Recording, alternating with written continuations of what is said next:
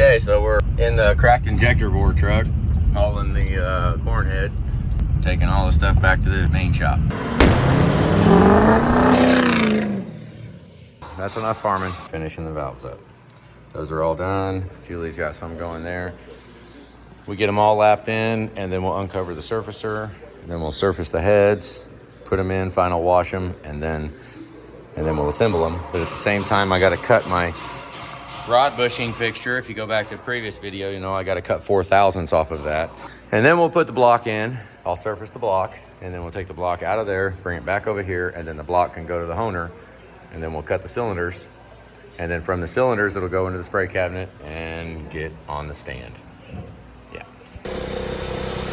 We went ahead and chucked up the exhaust manifolds. Oh, hey. This is 8/1000ths up on the far port. They are way off. Not even close. I mean, they almost never are. Once I know that this is all on a good level and I don't have to emergency hit the E-stop button, then I can finish lapping the other head. But I'm using the other cylinder head over there as filler work for when I'm waiting on the surfacer to go. But this is the first surface of the whole job right now.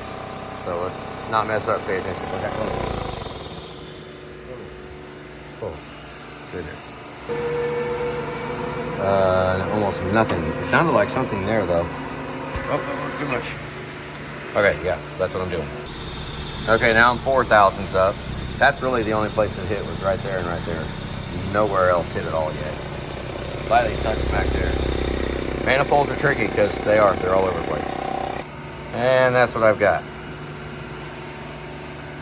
That one's way low. On a pretty good. I mean, look, it didn't cut all that out, but it cut all that out. So that tells you what I'm fighting here. So they're not. That's why we're leveling. That's why we're surfacing.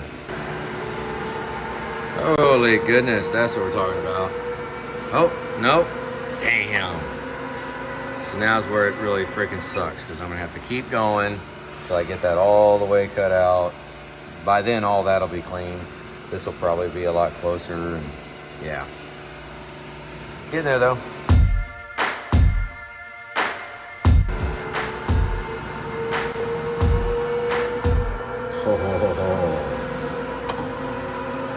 Almost. Not quite, but almost. One more probably. Maybe.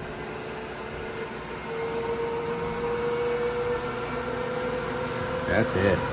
Oh, come on, please be it. Yeah, that's it. Got a hair there on the outside, but no way, that looks pretty good. Nothing is above it, all that is below it. So we'll just run another zero cut, just to graze over the top real quick, and that manifold is done. So, I mean, do we need to service our manifolds? Yeah, I mean, tell me. They're all over the place. So something like that. Almost touched all the way around all of them except the inside of that one. Yeah, they're everywhere. I've cut so much off of this one, it's not even funny. These are all clean, but that little bastard right there just is not coming out. I mean, he will eventually. So now I get the fixture out, and we're gonna surface the exhaust manifold side of the cylinder head. Have to get the block mains checked. I have to check the rods, check the block, then surface the block. Yeah, I'm just chiseling away. I got 2 surfaces done, got 7 to go. Yeah. All right, so here we are.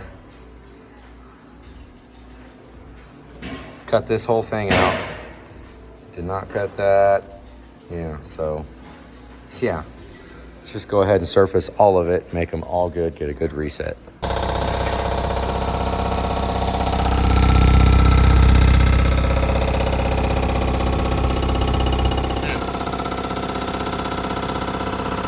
All right, it looks freaking great.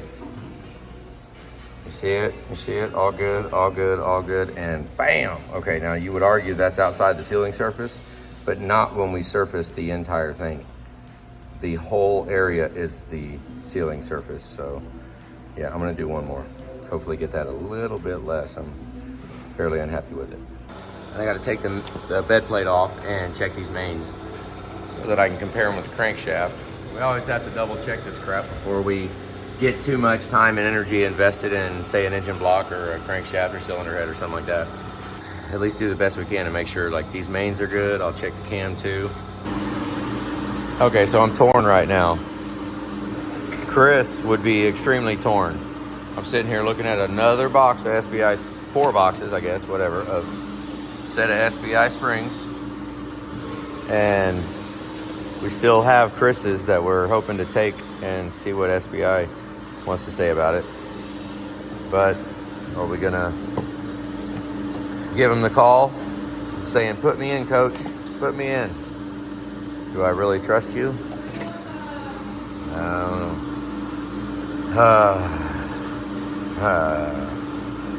I don't know. All right, so it happened. We was worried about it happening. I was halfway through a cut. They're doing big transmission lines like a mile down the road. Shit, I don't know how close I was here. Power cut off. And so we was halfway through a surface. If we was on a final cut, a final pass, and I mean, yeah, I guess I could just cut another one. But it didn't hurt it, at least. I mean, I guess it gave me a chance to see that I might be a little high right here. Okay, that's what we're doing. I figured I would just show. Cut all the way along there. You can see it all. Cut all that. Cut around the edge. Didn't cut nothing here. A little bit. I slightly grazed it. We got to measure for push rods. That's there's variables to mess up when you're measuring for push rods. Okay, when we're checking rods, I like to clamp it with the vise, almost where the threads are actually locking into something. Lock it in the vise there, and I figure that's the safest. The least chance that we're gonna freaking warp that thing or bend it by that. Okay, it's making a little bit of noise, and I'm sitting here wondering, do I really want to spin the cutter again? I mean, I still have a bunch of surfaces left to go, and I've already spun it once. I wonder if that exhaust side there, because I already surfaced both exhaust sides and the manifolds over there. You know, they just hardened surfaces from the heat from the exhaust. But we're pretty freaking good here, because obviously it's lower if it hasn't cut it away yet. So, I mean, you could argue maybe, I mean, are all head gaskets actually sealing all the way, or are they getting... That's what we was talking about with Frank. In between that surface right there, right here, in this area, do they let coolant go in there? I mean, that's got to be where the rust or condensation, who knows? Who knows what it's from? But I might drop it. I'm going to drop it a little bit more and then cut it before I spin this cutter. I'm going to have to spin it before the job's over, but maybe not just yet. The crankshaft journals now. I torqued all the rods together, got the bearings in it, and we're going to compare this number right here, which is 716.5. And then we'll put this on a bore gauge and set the bore gauge to this 716.5. And then that will tell us our clearance on the rods. So that's our next agenda. Looks like this one's gonna be the same thing. Cleans up real good, just stained really bad right there in the middle. Hopefully this last one's gonna be about 4 thousandths on both of them. Maybe 4.5 on this one by the time I'm done. Measure right here. And that's gonna be 3.1. This is our clearance. This is what we're left. And then I turn it and do it here. So I measure it across here and here and here and here. I mean, honestly, you know, I guess I could go right here too, but this one's showing just a little bit less, 0.2 less. And over here, the rest of the numbers. That's our oil clearance measured across it. So we're a little big on 8 and 7, honestly. And the rest of them are within spec. I mean, 7 is within, 3.3 is the max you're supposed to have. But we got 3.4 to 3.6. That one's not bad either, 15. This one, however, is way out. What a drag. So, damn. Kind of hoping that maybe these things would have gotten good just by sitting here and not be bad, but they are. That's a drag. That one's not. I mean, at what point do we go ahead and do it? Because I really like to put oil holes in it. Look at it, just because I don't measure out of spec. Sure looks like something's going on. What to do, what to do. We got little spots right there though. Yeah. I'm gonna touch one more.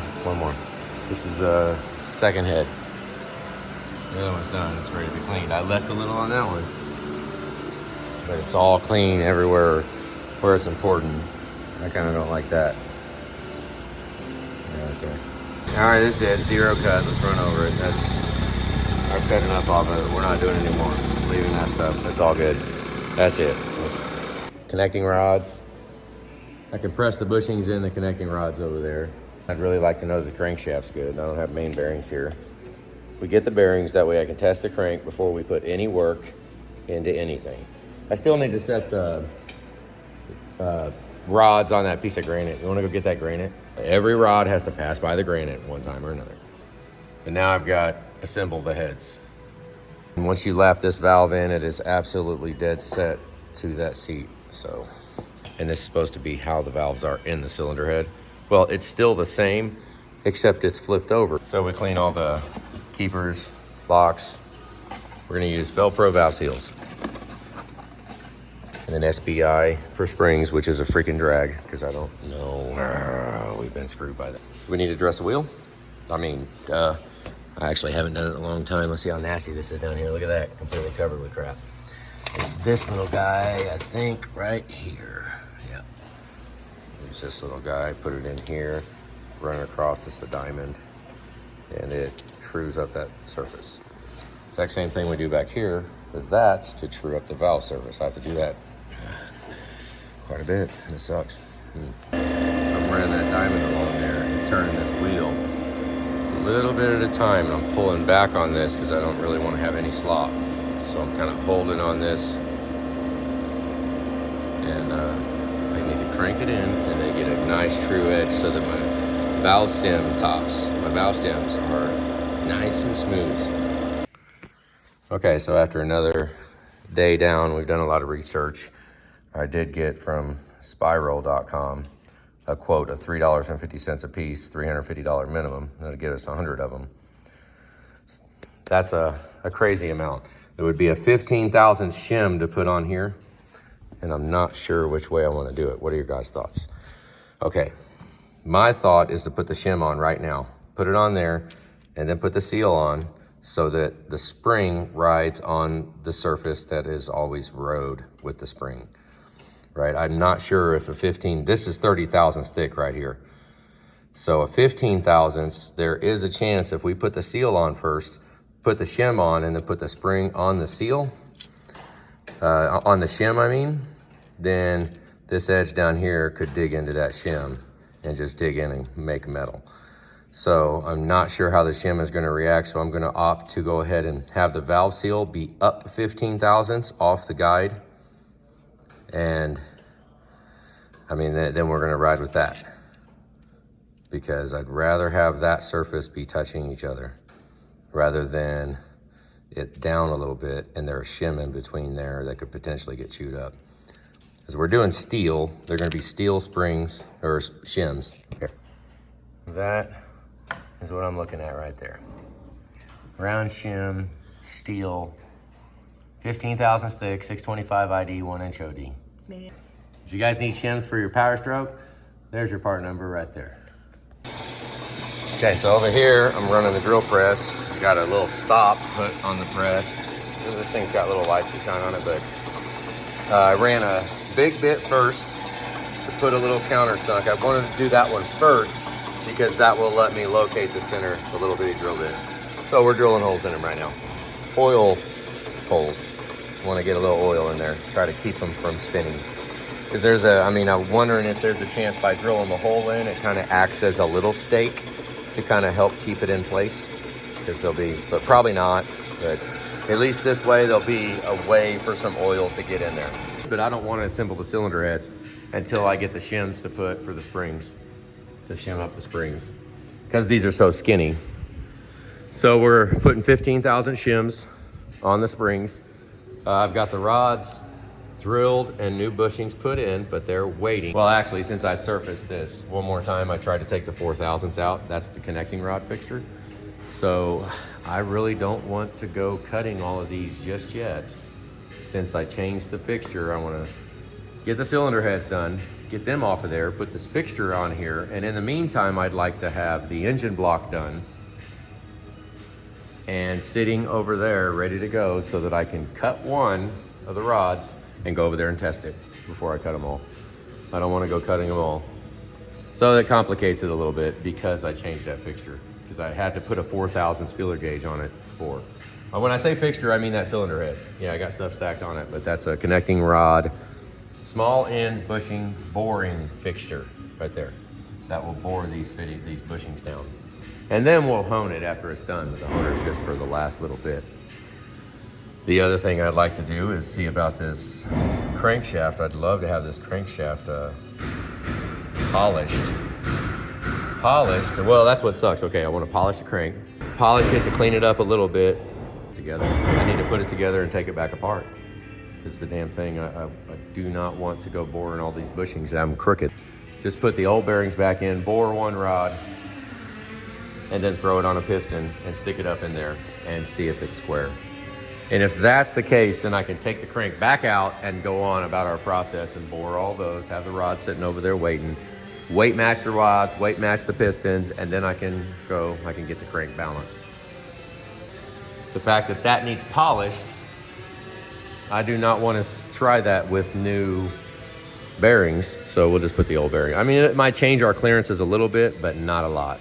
It won't change a lot for checking the squareness of the small end and comparing it to the piston protrusion, making sure the protrusion's okay. That's all I want to do. I want to make sure when I bore this son of a gun that they're come out good, because damn it, we went through like weeks of the rod bushing setup trying to get them right, and I don't want to do that again.